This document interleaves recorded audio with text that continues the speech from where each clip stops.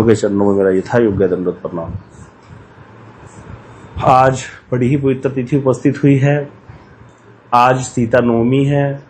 आज के दिन ही सीता जी जनक जी महाराज जी को प्राप्त हुई हैं। आज के दिन ही सीता जी का आविर्भाव है। आज के दिन ही नित्यानंद शक्ति माँ जानवा जी का आविर्भाव दिवस है।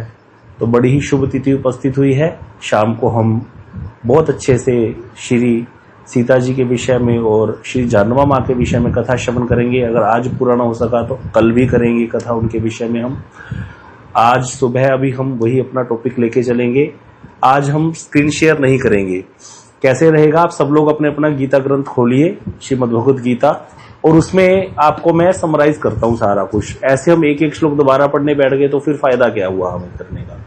तो तृतीय अध्याय में हमने पहले लैडर अच्छे से समझ लिया। ज्ञानी, कर्मी, योगी 4 प्रकार के लोग होते हैं, उनके बारे में समझ लिया किसका क्या अधिकार है। उसको सबको याद रखना है। अपना चार्ट है आपके पास तो सामने कर लीजिए, नहीं तो प्रभु जी वो चार्ट शेयर कर दो सिर्फ ज्ञानी, कर्मी, योगी वाला। अब उसके बाद हमने जब तीसरा अध्याय शुरू होते तो अर्जुन ने प्रश्न कर दिया था कि आप मेरी बुद्धि में भेद क्यों डाल रहे हो। अगर भक्ति श्रेष्ठ है तो मुझको ये कर्म का उपदेश क्यों दे रहे हो। तो भगवान ने कहा अधिकार के अनुसार, तुम्हारा अधिकार अभी कर्म में है, इसीलिए तुम कर्म करो। लेकिन अर्जुन का तो अधिकार में पता है, लेकिन फिर भी वो, क्योंकि ये पहले छेद है कर्म योग के रिलेटेड है, इसीलिए भगवान पर यहाँ कर्म का उपदेश देंगे। तो इसीलिए यहाँ पर अर्जुन को भगवान ने कहा कि तुम्हारा भी कर्म योग में अधिकार है, इसीलिए निष्काम कर्म योग या कर्म योग एक ही बात है, वो करना श्रेष्ठ है। इससे अंतःकरण शुद्ध होगा और फिर धीरे धीरे ज्ञान की भूमिका में आरूढ़ हो जाओगे और फिर आगे बढ़ जाओगे। ऐसे डायरेक्ट होगा नहीं। ऐसे करते करते फिर जब आया, हमने सुना, फिर भगवान ने कहा अगर तुम निष्काम कर्म करने के अधिकारी नहीं हो, अभी अगर निष्काम कर्म के योग्य नहीं हो तुम, तो तुम सकाम कर्म ही करो। सकाम कर्म करो अर्थात मैंने क्या बनाया है, व्यवस्था बनाई है कि देवता यज्ञ करो, तुम यज्ञ के द्वारा देवताओं को आहुतियां दो, वो देवता तुमको फिर इच्छित भोगों को प्रदान करेंगे। इस तरह से वो श्लोक जो है बड़ा इंपॉर्टेंट है, अन्नाद भवन्ति भूतानि। मैं भी ये श्लोक याद करूंगा, मुझे ये याद नहीं है, कल मैं किसी को सुनाऊंगा आप में से फोन करके ये श्लोक। आप लोग भी अपने श्लोक जरूर याद कीजिए और उसकी रिकॉर्डिंग भेजिए अगर जो लोग याद कर सकते हैं। अन्नाद भवन्ति भूतानि पर्जन्यात् अन्न संभव यज्ञात् भवति पर्जन्यो यज्ञ कर्म समुद्भव। ये श्लोक और इससे अगला श्लोक फिर कर्म ब्रह्म उद्भवम विद्धि ब्रह्म अक्षर समुद्भवम तस्मात् सर्वगतम ब्रह्म नित्यम यज्ञ प्रतिष्ठितम। तो ये 2 श्लोक जो है इंपॉर्टेंट है। यहाँ पर भगवान क्या कह रहे हैं, भाई सारे प्राणी अन्न से पैदा होते हैं। कल हमने सुना था ना 7 धातुएं बनती हैं शरीर में, तो उसी में वीर्य बनता है, उसी से जीव की उत्पत्ति होती है। तो वहां पर बताया गया है कि वो अन्न से बनता है। अन्न कहाँ से होता है, वर्षा से होता है। वर्षा कहाँ से होती है, यज्ञ से होती है, यज्ञ करने से। और यज्ञ कर्म से उत्पन्न होता है। और कर्म कहते हैं कहाँ से उत्पन्न होता है, फिर कर्म को वेद से उत्पन्न जानो, क्योंकि वेदों में ही कर्म कांड का विस्तार है। फिर वेद कहाँ से उत्पन्न हुए, बोले वेद भगवान के मुख से उत्पन्न हुए हैं। वेद को तुम अच्युत से उत्पन्न जानो, अच्युत अर्थात कृष्ण, तो वेद भगवान से है। अतः सर्वव्यापक ब्रह्म सर्वदा ही यज्ञ में प्रतिष्ठित है, अर्थात जो भी यज्ञ किया जाता है उसमें भगवान को ही वो मुख्य है, विष्णु को ही निमित्त होता है वो यज्ञ। क्योंकि अगर हम यज्ञ के द्वारा कोई व्यक्ति काम कर्म भी कर रहा है तो किसी तरह से वो भगवान की आज्ञा का पालन तो कर ही रहा है। लेकिन यहाँ पर एक चीज बताइए, देखते हैं किसको याद है, सकाम कर्म जो है इसका क्या फायदा है, जबकि सकाम कर्म को तो निंदनीय बोला गया। सकाम कर्म का फायदा क्या है फिर? हाँ जी, किसने हैंड रेज किया है? मेरे को तो वेणुगोपाल प्रभु और है कोई? एक और चीज, हम लोग अभी इस बार मैं रोज 10 लोगों को फोन किया करूंगा जो हमारा कौन सा ग्रुप है, गौरांग सुधा। जो लोग मेरे पास नंबर जिनके सेव नहीं है, जो लोगों को तो मैं जानता हूं वो तो ठीक है, वो तो ज्वाइन कर ही रहे हैं। जो लोग नहीं मैं जानता हूं या ज्वाइन कर रहे हैं मैं नहीं जानता हूं, तो उनकी पहचान बनाने के लिए मैं फोन करूंगा। 130 लोग उस ग्रुप में हुए पड़े हैं, लेकिन ज्वाइन करते हैं 70 लोग मात्र सुबह। तो हम लोग उन सबको फोन करके पूछेंगे, जो लोग नहीं ज्वाइन कर सकते रोज, कोई दिक्कत नहीं है, वो लोगों को भक्ति युग ग्रुप में डाल दिया जाएगा। हमारा गौरांग सुधा का ग्रुप उन्हीं लोगों का रहेगा जो रोज ज्वाइन करते हैं, क्योंकि हम 1-to-1 में भी जाते हैं। इससे फायदा क्या होता है समझिए। जैसे कल प्रभु जी का फोन आया तो वो मुझे पूछने लगे, हर्ष क्या कर रहा है, कैसे है, ऐसे है। तो जैसे मैं उनको बोलता हूँ प्रभु जी को, आके हर्ष प्रभु को, तो उनको बड़ा खुश लगता है कि प्रभु जी मेरे बारे में पूछ रहे थे। तो एक उत्साह बढ़ता है जब हम किसी को रिकॉग्नाइज करते हैं भक्ति मार्ग में। ये बड़ा जरूरी होता है कि हमको गुरु वर्ग जाने मैं तो नहीं गुरु हूं, लेकिन प्रभु जी तो हैं हमारे गुरु, तो इसी प्रकार गुरु वर्ग बैठे हैं। तो जब तक 1 to 1 मैपिंग नहीं होती तो व्यक्ति आगे नहीं बढ़ता। जैसे यहाँ पर कई लोग थे, जैसे रश्मि दीदी थी, वो बहुत अच्छे कीर्तन करना जानती थी, लेकिन हमें तो नहीं पता था ना, एक दिन अनायास ही मैंने उनको बोल दिया, तब पता चला। ऐसे और भी कितने ही लोग होंगे जो बहुत अच्छा सीख सकते हैं, कीर्तन कर सकते हैं, श्लोक याद कर सकते हैं, लेकिन मैं उनको ध्यान ही नहीं दे पाता। रोज वही प्रभु जी होते हैं 5-6 लोग, अच्युत प्रभु, वेणुगोपाल प्रभु, मनीष प्रभु जी, आकांक्षा दीदी, 8-10 लोग हैं जिनके हैंड रेज होते हैं, तो वो चलेगा नहीं। बाकी सब लोग भी तो सीख रहे हैं ना, उनको भी तो उत्तर देने, उनको सब पता है, मुझे पता है। इसीलिए हम क्या करेंगे, इस ग्रुप को उतना ही रखेंगे, गौरांग सुधा ग्रुप को, जो बिल्कुल इंटैक्ट होगा, जो रोज ज्वाइन करने वाले हैं, रोज कथा सुन रहे हैं, रोज आगे बढ़ रहे हैं। इसमें कोई ये नहीं है कि हमको ग्रुप से निकाल दिया, निकाला कुछ नहीं है, वो लोग भी ज्वाइन कर सकते हैं। भक्ति युग ग्रुप में उनका हम डाल के रखेंगे, अन्य ग्रुपों में उनको मैसेज आएगा, वो लोग ज्वाइन करें, कोई आपत्ति नहीं है। लेकिन जो रेगुलर है उसकी 1 to 1 मैपिंग होगी, उसका पूरा ध्यान रखा जाएगा, ताकि हम लोग आपस में एक दूसरे के साथ मिल करके आगे बढ़ सके भजन में। ऐसे तो कभी फिर होगा ही नहीं, मतलब अगर हम इसी ग्रुप को बढ़ाते रहेंगे। तो इसी तरह से यही नियम रहेगा हमारा। इसमें किसी को कोई वो करने की जरूरत नहीं कि हमें ग्रुप से किसी को नहीं निकाल रहे हम। जो लोग ज्वाइन करना करें। और कथा की बात है तो कथा यूट्यूब पे है ही, वहां से ले सकते हो आप, उसमें कोई आपत्ति नहीं है। तो इसी तरह से रहेगा। अब यहाँ पे जो इसका उत्तर कौन देगा, 4 लोगों की हैंड रेज है यहाँ पर कि हरे कृष्णा, मेरे को तो कुछ दिखाई नहीं देता ना। हाँ जी, हाँ जी, राशेश्वरी दीदी बताइए, सकाम कर्म का फायदा क्या हुआ फिर? काम कर्म से और निष्काम कर्म की ओर जाएगा धीरे धीरे। ठीक है, ये भी ठीक है। और कुछ हम तो कर ही रहा है सकाम कर्म नहीं। अच्छा, और कुछ कोई बता सकता है और क्या है? कोई और? चित्त की शुद्धि होती है। सकाम कर्म से चित्त की शुद्धि नहीं होती। एक बात याद रखिएगा, जब तक हृदय में कामनाएं है ना, कामना के वशीभूत होकर के कोई व्यक्ति कर रहा है कुछ भी, तो चित्त की शुद्धि नहीं होगी। वो ऐसे ही चलता रहेगा, बस कामना आती रहेगी, व्यक्ति करता रहेगा, चाहे वेद विहित भी कर रहा है, कामना के कारण कर रहा है ना, तो चित्त की शुद्धि होना मुश्किल है। मतलब दोष होता है, कर्म ना करने से दोष होगा। हाँ जी, आकांक्षा दीदी ने बताया था पिछली बार भी इसका उत्तर। अब बताइए दीदी। काम कर्म नहीं करेगा तो वो विकर्म करेगा या कर्म में चला जाएगा। बिल्कुल बिल्कुल। अगर सकाम कर्म नहीं करता, मतलब वेद विहित काम कर्म नहीं करता कोई व्यक्ति, तो फिर क्या होगा? या तो अकर्म हो जाएगा या विकर्म हो जाएगा, उससे पाप हो जाएगा। तो कम से कम पाप से तो बच गया। ये इंपॉर्टेंट है, यहाँ पे ध्यान देना है। सकाम कर्म योग पहले गलती से मैंने सिखा दिया था। सकाम कर्म योग कोई टर्म नहीं है। सकाम कर्म ओनली होता है, मतलब अपनी कामना के वशीभूत होकर के व्यक्ति यज्ञ इत्यादि जो भी कर रहा है, वेद विहित कार्य कर रहा है, लेकिन वो वेद विहित कार्य करने से उसको लाभ क्या मिलेगा? बस वो पाप से बच गया। अब क्योंकि पाप से बच गया, तो जैसे फिर राशेश्वरी दीदी ने बताया कि धीरे धीरे वो फिर निष्काम कर्म की तरफ बढ़ जाएगा, धीरे धीरे वो चित्त शुद्धि की तरफ जाएगा। दूर से लक्ष्य कर रहा है उसको, क्योंकि क्या हो रहा है, क्योंकि वो पाप से बच गया है। अब क्या हो गया, भगवान ने कहा यज्ञ दान तपस्या ना त्याज्य कार्य में तत्। यज्ञ दान और तप आदि क्रियाओं को त्याग नहीं करना चाहिए, उसको करना चाहिए, क्योंकि यज्ञ दान तपस्यानी पावनानी मनीषी नाम। यज्ञ दान और तप क्या करते हैं, पवित्र करते हैं मनुष्य को। जब हृदय साफ होगा धीरे धीरे तो फिर आगे बढ़ेगा। तो इस तरह से वो राशेश्वरी दीदी का उत्तर भी ठीक था और ये भी ठीक है, बाकी लोगों का भी ठीक ही था थोड़ा थोड़ा, लेकिन एग्जैक्ट उत्तर यही है कि पाप से बच गया। बस सकाम कर्म में वो पाप से बच गया, बस अगर वो वेद विहित कर रहा है। नहीं वेद विहित कर रहा तो फिर या तो विकर्म हो जाएगा या अकर्म हो जाएगा। तो कर्म का कॉन्सेप्ट तो सबको क्लियर है ना। इस तरह से यहाँ पर भगवान पहले ये 17 श्लोक तक ये सारा कुछ यही चल रहा है। कहते हैं यार 16वें श्लोक में भगवान ने फिर बोल दिया कि ये कर्म चक्कर का आचरण जो नहीं करता वो पापरत है, इंद्रियासक्त होकर के व्यर्थ जीवन जीता है।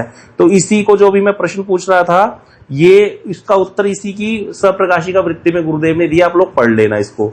अब आगे आता है कि जो व्यक्ति आत्माराम है और वो जो आत्मा में तृप्त रहने वाले हैं, उनके लिए कोई कर्तव्य नहीं है। यहाँ पर अब भगवान ने 2 प्रकार की निष्ठा बताई थी। एक तो ज्ञान योगी की, योगियों की निष्ठा ज्ञान में आरूढ़ होते हैं जो, और एक कर्म योगी की निष्ठा। तो यहाँ पर दूसरों वाले की बात हो रही है, ज्ञान योगी की, कि जो आत्मा के लेवल तक पहुंच चुके हैं, मतलब इनका अंतःकरण तो शुद्ध है, तभी तो आत्मनात्म विवेक हुआ है। तो जो ये लोग हैं उनके लिए कोई कार्य करना जरूरी नहीं है। भगवान कहते हैं वो कोई कर्तव्य कर्म ना भी करे तो कोई दोष नहीं लगेगा।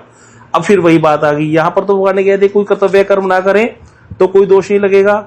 अब आगे कहते हैं, इससे अगले श्लोक को इसी को पुष्ट कर रहे हैं, क्योंकि कहते मतलब 17 नंबर श्लोक और 18 नंबर श्लोक एक जैसे ही हैं।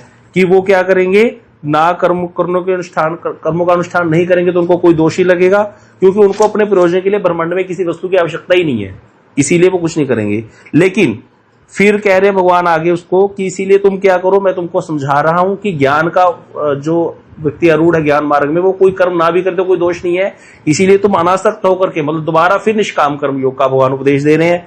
19 नंबर श्लोक निष्काम कर्म योग को ही लक्ष्य कर रहा है कि निष्काम कर्म योगी जो होता है, जब करता है ऐसे अनासक्त भाव से कर्म करता हो, मोक्ष का अधिकारी हो जाता है।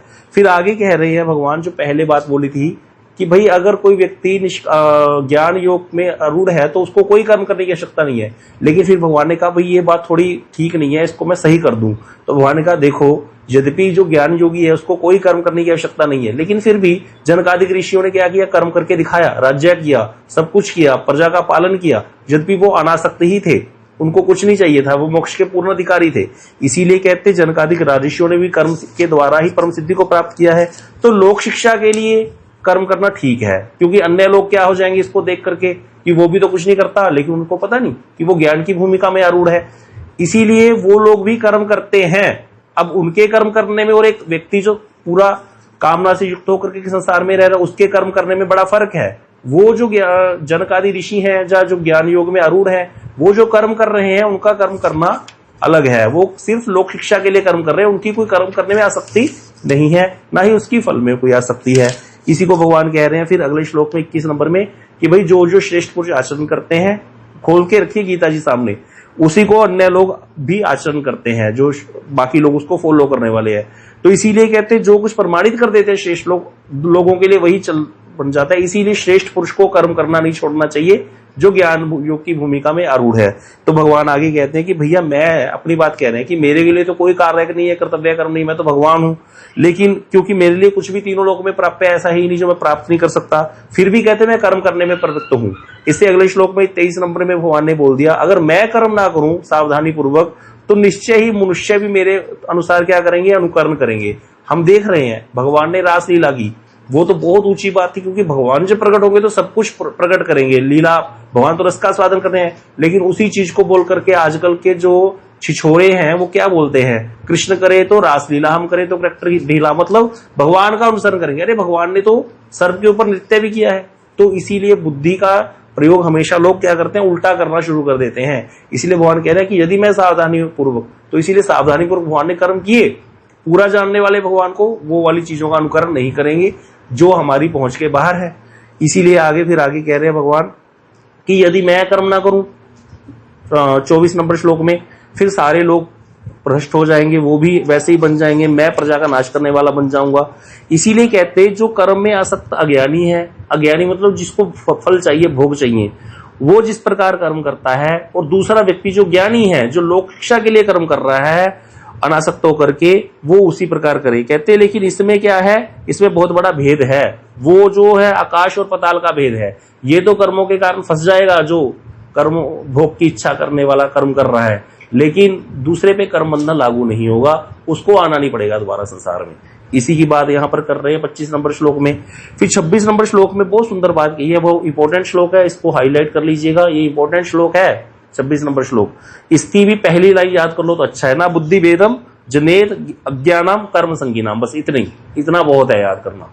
ये भी मैं याद करूंगा, मुझे ये पूरी याद नहीं रहती लाइन, तो ये लाइन बहुत इंपॉर्टेंट है। तो यहाँ पर क्या कह रहे हैं कृष्ण अर्जुन को कि भैया जो व्यक्ति ज्ञानी है वो कर्मी, जिसकी आसक्ति फल में है, भोग में है, जिसकी आसक्ति, उस भोग की आसक्ति वाले मनुष्य की बुद्धि में भेद पैदा नहीं करेगा ज्ञानी व्यक्ति कि इसको करने से क्या हो जाएगा, कर्म तो जड़ है, कर्म तो नश्वर है, ऐसा कह करके वो उसको क्या कर देगा, अकर्मणा की स्थिति कर देगा। क्यों अब इसका उत्तर दे सकता है कोई, देखते हैं क्यों ऐसा कहा गया कि ज्ञानी कर्म में आसक्त व्यक्ति की बुद्धि को भेद पैदा नहीं करेगा कि तुम सीधा ये चेष्टा करो कि मैं ब्रह्म हूं, सोहम, ऐसे चिंता कर करके अपने आप को ब्रह्म में लीन कर दो। ये ज्ञानी उपदेश नहीं देगा कर्मी व्यक्ति को। क्यों बोला गया, इसका उत्तर लैडर में भी है, और जो पहले चार्ट दिया था ना 4 प्रकार के लोगों वाला, उसमें भी है। राधा रमन प्रभु बताइए जल्दी जल्दी।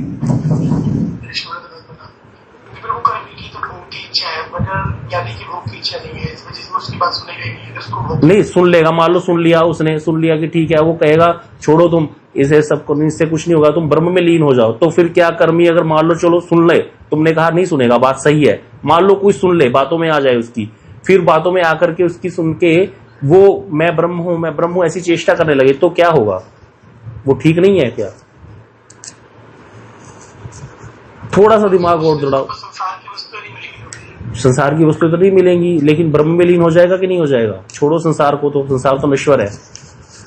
हाँ जी संजी, हाँ ये उत्तर, चित्त की शुद्धि हुई नहीं। ज्ञान में अधिकार क्या है, यहां से बोलना था बस सीधा डायरेक्ट। ज्ञान में अधिकार है चित्त की शुद्धि, बहुत इंपॉर्टेंट पॉइंट है यहाँ पर। ज्ञान का अधिकारी कौन है? जिसकी चित्त की शुद्धि हो चुकी है, वही ज्ञान में आगे बढ़ सकता है।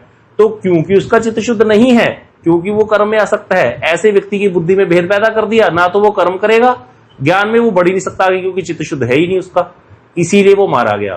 अब वो बैठ के सोहम सोहम भी करेगा और मन में भोग की इच्छा चल रही है। मन तो उसका आत्मनात्म विवेक तो उसका हुआ ही नहीं, चित्त उसका शुद्ध हुआ ही नहीं, इसीलिए वो मारा गया व्यक्ति। अब सोहम सोहम भी करता रहेगा और शुष्क ज्ञान बोलते हैं इसको। और कितने डेरों पे जाने वाले लोगों को ऐसा देखा जाता है, बुद्धि कर्मी वाली है और इतना चिढ़ जाते हैं, शुष्की आ जाती है उनके दिमाग को, सोहम सोहम जपते रहते हैं, सारा दिन बैठे दिमाग खराब करते रहते हैं अपना, और शुष्क हो जाती है बुद्धि उनकी। इसकी बहुत कथाएं आपको कभी सुनाएंगे बैठ करके।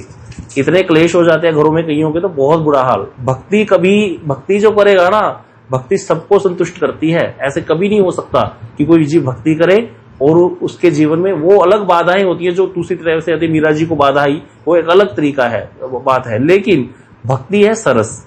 तो इसीलिए यहां पर कहा गया कि जो ज्ञानी है वो कर्मी व्यक्ति की बुद्धि में भेद पैदा नहीं करेगा। ये इंपॉर्टेंट श्लोक है। तो क्या भक्ति के लिए बोल सकते हैं किसी को? ऐसी तो भक्ति मार्ग में किसी को माला करने के लिए बोल सकते हैं कि नहीं बोल सकते? क्योंकि वहां भी तो ये चक्कर है। हाँ जी, यहाँ पर अब कौन है? अच्युत प्रभु, आप बताइए इसका उत्तर। प्रभु जी बोल सकते हैं, क्योंकि भक्ति में सिर्फ श्रद्धा चाहिए। हाँ, भक्ति में श्रद्धा ही अधिकार है, चित्त की शुद्धि अपने आप हो जाएगी, भक्ति बड़ी प्रबला है। तो इस श्लोक की टीका अच्छे से पढ़िएगा। ये 26 नंबर श्लोक में स्वयं अगले पेज में लिखा है, स्वयं प्रबला होने के कारण भक्ति अंतःकरण की शुद्धि की अपेक्षा नहीं रखती, अपने आप वो आगे बढ़ जाएगा। अगला श्लोक भगवान कह रहे हैं कि सारे कर्म किसके द्वारा हो रहे हैं? प्रकृति के गुणों के द्वारा हो रहे हैं। जो सत्वगुणी व्यक्ति है उसको आप ईंट नहीं खिला सकते, तो क्योंकि वो सत्वगुण में बद्ध है। जो रजोगुणी व्यक्ति है उसको आप सत्वगुण में ला नहीं सकते, उसके साथ मीठी मीठी, वो हमेशा कर्म में बढ़ेगा, संसार वासना उसकी जाएगी नहीं।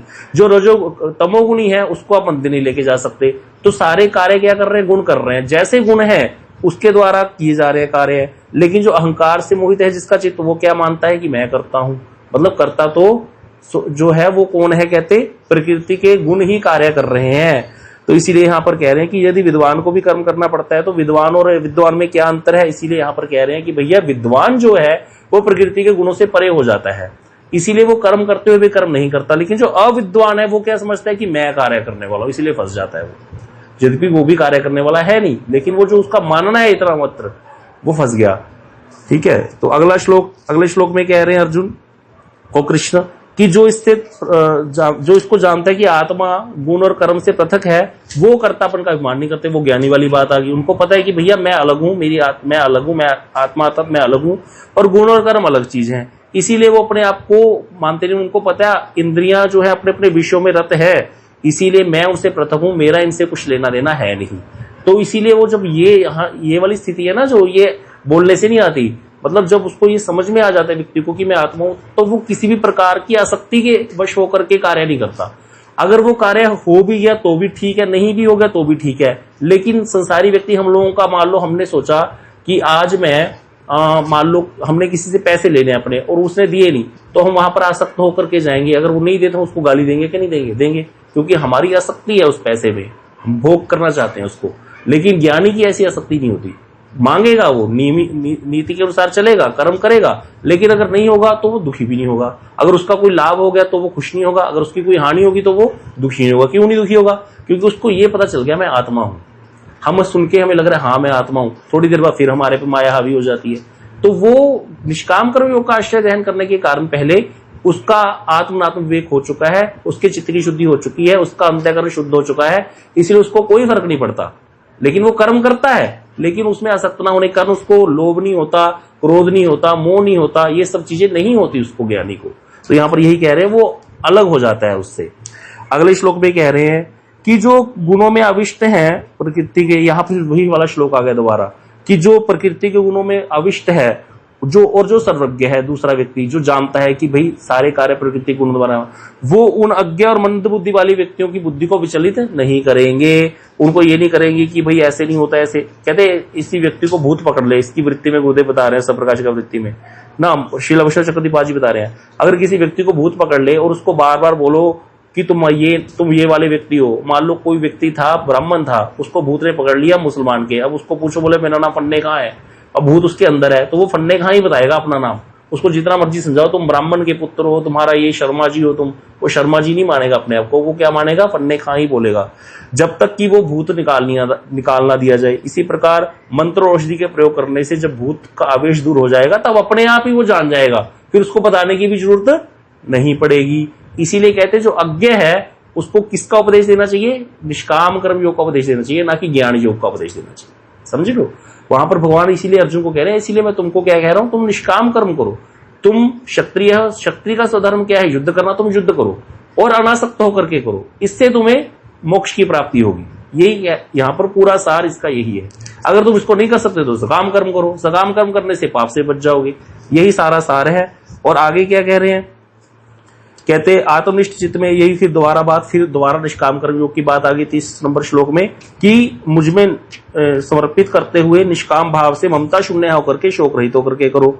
अब आगे कह रहे हैं कि भैया जो ऐसे करते हैं वो मुक्ति लाभ करते हैं। अगला श्लोक भी ऐसा ही है 31 नंबर। 32 नंबर श्लोक में कह रहे हैं कि जो ऐसा नहीं करते, ये अन्वय था 31 नंबर की दवाई खाओगे तो ठीक हो जाओगे, 32 में कह दिया नहीं खाओगे तो मरोगे, तो 32 में बोल दिया कि भैया अगर ऐसा नहीं करते हो तो ज्ञान से भ्रष्ट हो जाओगे, पथ से भ्रष्ट हो जाओगे। अगले श्लोक में फिर कह दिया कि भैया जो विवेकवान है वो भी अपने स्वभाव के अनुसार ही चेष्टा करता है, क्योंकि सारे जीव प्रकृति का ही अनुगमन करते हैं, तो इंद्रिय निग्रह क्या करेगा। तो यहाँ बहुत बड़ी बात है, ये श्लोक भी इंपॉर्टेंट है। तो इसमें यहाँ पर यही कह रहे हैं कि भैया जो अशुद्ध चित्त वाला व्यक्ति है उसका जो संस्कार है, उसका जो शोधन है वो निष्काम कर्म योग के द्वारा ही होगा। अगर आप उसको जितना मर्जी समझाते रहो, उसको पता होने पर भी वो शुद्ध मतलब आचरण नहीं कर पाएगा। जिसका व्यक्ति कामनाओं के वशीभूत है, जो संसार में रमा हुआ है, उसको कितना भी कह लो, क्योंकि हर व्यक्ति अपनी प्रकृति के अनुसार ही चलता है ना। प्रकृति मतलब स्वभाव, सब 3 गुण है प्रकृति के, जैसा गुण उसके ऊपर हावी है वो उसके अनुसार ही चेष्टा करेगा, उसको जितना मर्जी समझाते रहो। इसीलिए गीता सिर्फ ये नहीं कि हमको पारमार्थिक लाभ देती है, संसार में भी हमें कई चीजों से बचाती है। जैसे कई घरों में ना आदत होती है, कई पुरुषों की आदत होती है बाहर अच्छे भले रहेंगे, घर में आती गालियां देते घुसेंगे। अब घर वाले बड़े परेशान होते हैं ऐसे लोगों से, अब वो जो भी आता है उनको शिकायतें करते रहते हैं। लेकिन जब वो घर के बच्चे या माता जी गीता समझ लेते हैं तो उनको समझ आ जाती है इसका स्वभाव ही ऐसा है, अब इसके साथ ऐसे ही रहना पड़ेगा। क्यों ये इसको चेंज नहीं कर सकते हम, क्योंकि हर व्यक्ति स्वभाव के अनुसार कार्य कर रहा है। जिसका स्वभाव तमोगुणी है वो तमोगुणी ही रहेगा, वो चेंज होने वाला नहीं है। बस हम तो प्रार्थना कर सकते हैं भगवान को कि भगवान इसको सद्बुद्धि दो, बस इससे ज्यादा और कुछ नहीं।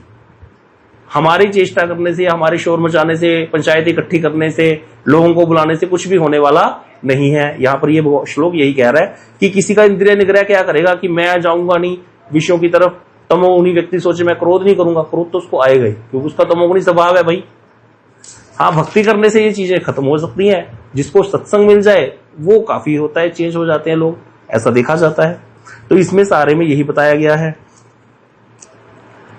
अब यहाँ पर ये श्लोक इंपॉर्टेंट है, इसकी वृत्ति जो पढ़ लेगा। यहाँ पर कृष्ण को भगवान जो है गुरुदेव बहुत अच्छी टीका बता रहे हैं कि यहाँ पर ये ज्ञानियों के लिए बताया गया, भक्तों के लिए ऐसा नहीं है। जब अगर मेरी कृपा से, भक्तों की कृपा से भक्ति योग हृदय में आविर्भूत होता है, तब निष्काम कर्म योग की करने की जरूरत ही नहीं है फॉलो। बोले सीधा उत्कृष्ट पंथा था तो भक्ति योग का आश्रय ग्रहण करेगा, श्रद्धा, साधु संग, भजन क्रिया करते करते करते एकदम से आगे बढ़ जाएगा। वहां पर उसको स्वधर्म पालन की आवश्यकता भी नहीं है, मतलब अपने ब्राह्मण, क्षत्रिय, वैश्य और शूद्र का जो धर्म है उसको भी पालन ना करे, सीधा बस मेरा भजन करता रहे। जैसा स्वभाव है, क्रोध आता है कोई बात नहीं, आता रहे, भजन करेगा, गिरेगा दोबारा उठेगा, भजन कर, अपने आप को इसी में लगाएगा, इस तरह से आगे बढ़ जाएगा। ये बात बहुत इंपॉर्टेंट है, इसलिए श्लोक कर लीजिएगा अच्छे से। अगला श्लोक है 34 नंबर। यहाँ पर कह रहे हैं कि भैया देखो, जो भी इंद्रिय है, आंख है, तो उसको रूप का दर्शन के प्रति लोभ होगा ही। तो इसीलिए कहते हैं राग और द्वेष तो अवश्यम भावी है इंद्रियों का अपने विषय के प्रति, इसलिए तुम उसके अधीन मत हो, क्योंकि राग और द्वेष साधक के कल्याण के विरोधी हैं। तो यहाँ पर ये सारी जो टीका इसकी पढ़ लीजिएगा, बहुत आसान है ये। तो अगले श्लोक में कह रहे हैं कि भाई अर्जुन को फिर दोबारा भगवान पुष्ट कर रहे हैं कि अपने धर्म, जो स्वधर्म अर्थात स्वधर्म की बात कह रहे हैं कि अपने धर्म, दूसरे का धर्म अच्छा भी हो उससे अपना धर्म श्रेष्ठ होता है। दूसरे का धर्म अर्थात कोई व्यक्ति ब्राह्मण है, अब ब्राह्मण का धर्म क्या? अहिंसा, शांत रहना, कोई प्रतिकार ना करना, सरल सहज धर्म है ब्राह्मण का, देखने में सुंदर लग रहा है। लेकिन क्षत्रिय का धर्म घोर युद्ध करना, हिंसा करना। क्षत्रिय का धर्म तो हिंसा करना है। तो क्षत्रिय सोचे कि भाई ब्राह्मण वाला धर्म अच्छा है, किससे लड़ाई झगड़ा नहीं करना चाहिए, शांत भाव से रहना चाहिए, इसीलिए मैं युद्ध नहीं करूंगा। तो भगवान कह रहे नहीं, दूसरे के धर्म अच्छा होने पर भी, किंचित दोष युक्त होने पर अपना धर्म श्रेष्ठ है। मतलब तुम क्षत्रिय हो, तुम्हारे लिए युद्ध करना ही श्रेष्ठ है। इसकी बात भगवान कह रहे हैं कि अपने अपने वर्णाश्रम धर्म का पालन करते मर जाना भी श्रेष्ठ है। दूसरे का धर्म भयावह है, वो कल्याण नहीं देने वाला। हाँ, इसकी भी आप टीका अच्छे से पढ़ लीजिएगा, आसान है, इसमें कुछ नहीं बात ज्यादा है। अगले श्लोक में फिर यहाँ पर थोड़ा चेंज हो गया मूड। अब यहाँ पर अर्जुन ने प्रश्न कर दिया, ये सारा कुछ समझ में आ गया अर्जुन को कि ज्ञानी क्या है, योगी क्या है और कर्मी क्या है। कर्मी की बुद्धि को विचलित ज्ञानी करेगा नहीं, भक्त विचलित कर सकता है, भक्त बोल सकता है, भक्ति का उपदेश दे सकते हैं, क्योंकि वहां तो श्रद्धा चाहिए। बस श्रद्धा नहीं है तो भक्त भी उपदेश नहीं देगा, श्रद्धा है तो उपदेश दे सकता है। इतना हमें समझ में आ गया। और फिर वही निष्काम कर्मयोग को बार बार स्थापित कर रहे हैं भगवान। अब 36 नंबर श्लोक में अर्जुन ने प्रश्न कर दिया कि अगर ऐसी बात है, मुझे ये समझ नहीं आता कि व्यक्ति पाप करता ही क्यों है, कौन सी ऐसी चीज है जो उसको पाप में लगा देती है किसी व्यक्ति को। बड़ा सुंदर प्रश्न किया अर्जुन ने, क्योंकि भाई हम सब लोग तो पापों के कारण ही फंसे हुए हैं, पाप हमसे हो ही जाता है। ऐसे क्या चीज है जिसके कारण व्यक्ति से पाप हो जाता है? तो यहाँ पर फिर भगवान ने उत्तर दिया, काम एश क्रोध एश रजोगुण समुद्भव। जो रजोगुण है इससे उत्पन्न होता है काम और क्रोध। कैसे? कहते पहले कामना आती है हृदय में कि भैया बढ़िया सा घर बनाना है, मोटे पैसे कमाने हैं, BMW गाड़ी लेंगे, मौज मारेंगे संसार में, यही हर व्यक्ति सोचता है। तो कामना आ गई हृदय में रजोगुण के कारण। रजोगुण क्या होता है? जो राजसी ख्यालों में लगाता है, मैं भोग करूंगा, शरीर मान के बैठा है अपने आप को, शरीर को सुख देने के लिए अनेक प्रकार के कर्म करता है जीव। और जो उसको इसमें सहायक होते हैं उनको अपना माई बाप मान लेता है। मान लो हमें कोई बॉस है हमारा, हमें लाभ दे रहा है, तो उसी को पैर छुएगा, उसी को सब कुछ मानेगा, भगवान को तो व्यक्ति भूल ही जाता है। तो कामना आ गई ना हृदय में, रजोगुण है, मनुष्य रजोगुण से उत्पन्न हुए हैं, रजोगुण हावी होता है मनुष्यों पर, तो इसीलिए वो क्या करता है? प्रवृत्त हो जाता है। लेकिन अगर वो कामना पूरी ना होए तो फिर वो कामना क्रोध में बदल जाती है। तो इसीलिए कहते काम एश क्रोध एश रजोगुण समुद्भव। ये काम और क्रोध रजोगुण से उत्पन्न होता है और ये महापापी है, सर्वभक्षी है। इसीलिए कामना का त्याग करो, काम को मार डालो। काम सारा प्रकार का काम आ गया, पुरुष के प्रति स्त्री का, स्त्री के प्रति पुरुष की काम भावना, या संसार के भोगों की कामना। 5 इंद्रियों के द्वारा 5 भोग भोगता है जीव, आंख से रूप का, कान से शब्द का, नाक से सूंघने का, आस्वादन करने का जीवा से, और त्वचा से स्पर्श का भोग। ये 5-4 जो भोग हैं इनके प्रति आकर्षित हो जाता है। आज सेकंड सैटरडे को छुट्टी है, 5 मिनट और लगा लें, खत्म कर दें इसको, खत्म है बस ये। हाँ जी, तो इसमें फिर क्या है, इसमें क्या कह रहे हैं कृष्ण कि भाई क्या है, यहाँ पर कामना का नाश कर। तो यहाँ पर कामना का नाश करने का उपाय बता रहे हैं अगले सारे श्लोकों में भगवान, फिर खत्म हो जाती है ये चैप्टर। तो यहाँ पर भगवान ने बोल दिया कामना ही बुरी है, कामना सबसे बुरी वस्तु है, कामना के कारण सारे क्लेश हैं। अगर कामना नहीं है तो कोई क्लेश ही नहीं है जीवन में। तो इसीलिए यहाँ पर कृष्ण कह रहे हैं भैया ये काम बहुत बुरा है। कहते हैं ये काम भी 3 प्रकार से होता है। एक तो कहते जैसे 3 प्रकार का अगले श्लोक में बताया, फिर कि जैसे 38 नंबर श्लोक में बताया है कि जैसे क्या होता है, आग धुएं से ढकी हुई है, दर्पण धूल से ढका हुआ है, और गर्भ जरायु से ढका हुआ है, जरायु से आवृत है गर्भ। तो इसी प्रकार ज्ञान जो है काम द्वारा आवृत हो जाता है। तो यहाँ पर उत्तरोत्तर बढ़ता जा रहा है आवरण। कैसे? आग से धुएं से आग ढक जाती है, लेकिन फिर भी आग अंदर जलती रहती है।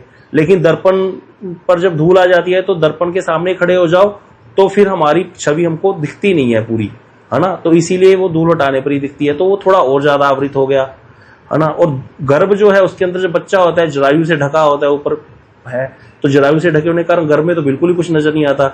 इसी प्रकार जिसका अतिशय जो कामी है ना, वो उनका जो जिनकी चेतनता बिल्कुल ही लुप्त है, वो बिल्कुल ही भक्ति नहीं कर सकते, उनको ज्ञान हो ही नहीं सकता। जैसे पशु पक्षी ये जो है ये बिल्कुल ही। तो यहाँ पर 5-4 प्रकार के बताए गए हैं, इसको पढ़ लेना कौन कौन से। इसमें से प्रश्न आएंगे अगर प्रश्न हम पेपर डालेंगे ना, तो यहाँ संकुचित चेतना, विकलित चेतन, मुकुलित चेतन, ये सब 4 प्रकार की चेतनता होती है।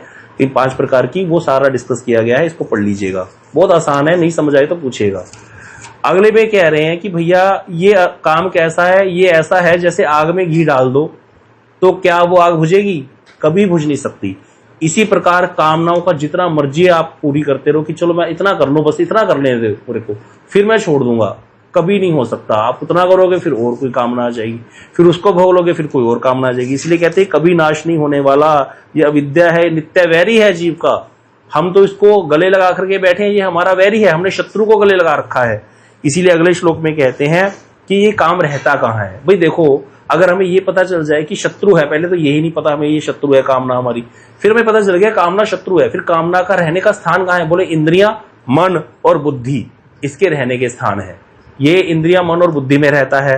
तो इसीलिए जब शत्रु का पता चल गया कहाँ रहता है तो उसको पराजय किया जा सकता है, पराजित किया जा सकता है। इसकी भी टीका पढ़ लीजिएगा, समझ में आ जाएगा बहुत आसान से। अगले श्लोक में कहते हैं कि इसीलिए तुम अब इसको कैसे मारोगे? 3 जगह पर कोई व्यक्ति घर करके बैठ गया, इंद्रियों में, मन में और बुद्धि में। आप बताओ कि कैसे होगा? पहले भगवान कह रहे हैं इंद्रियों के द्वारा तुम इंद्रियों को वशीभूत करो। मतलब आंख रूप की तरफ जा रही है तो उसको रोक लो। कामना है ना, भोगना चाहती है आंख, रूप देखना चाहती है सुंदर, कान सुंदर शब्द सुनना चाहते हैं, उसको रोक लो, इंद्रियों को रोक लो। और कहते हैं फिर ज्ञान और विज्ञान को नाश करने वाले पाप रूप इस काम को विनष्ट कर दो। मतलब कामना को आने पर समझ जाओ कि ये गलत है, इसीलिए उसको नाश कर दो, इंद्रियों को वहां जाने ना दो।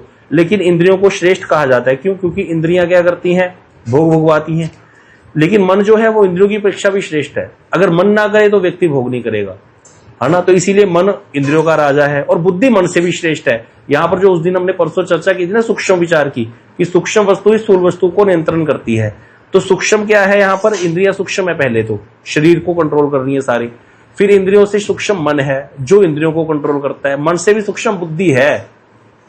जिसको ये ज्ञान हो गया, विवेक जाग गया भक्ति मार्ग में आके कि बुद्धि जो है वो श्रेष्ठ है, तो वो बुद्धि का प्रयोग करके मन को कंट्रोल करेगा कि नहीं भैया नहीं, ये गलत है। इसी के कारण तो जूते पड़ रहे हैं, इसीलिए वो मन को जाने नहीं देगा वहां पर। जब मन नहीं जाएगा तो इंद्रियां तो मन के पीछे चलती हैं, फिर इंद्रियां भी बैठ जाएंगी।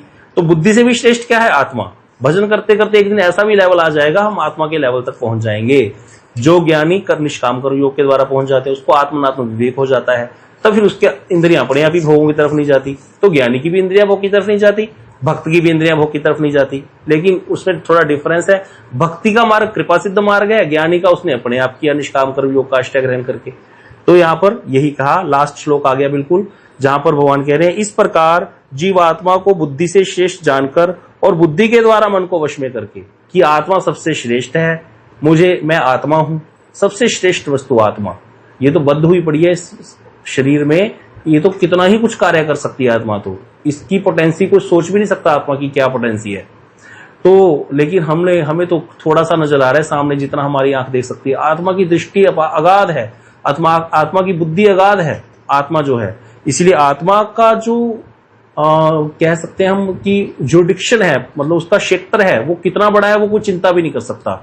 यहां बैठे हम कहीं की भी बात जान सकते हैं, इतनी आत्मा की पोटेंसी होती है। इसीलिए ऋषि लोग आत्मा के लेवल तक पहुंच जाते हैं भजन करते करते, इसीलिए वो कहीं की बात भी बैठे बैठे जान लेते हैं। इसकी कथाएं हमने सुनाई थी। गोरकिशोर दास बाबा जी महाराज जब बैठे थे नवदीप धाम में, बैठे बैठे डंडा मारने लग गए। कहते उनको जो लोग आए थे उनकी सिद्धाई देखने उनको लगा कि बाबा को हमारी बात पे गुस्सा आ गया। तो बाबा कहते तुम लोग क्यों डर रहे हो?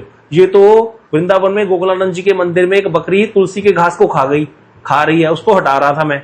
उन्होंने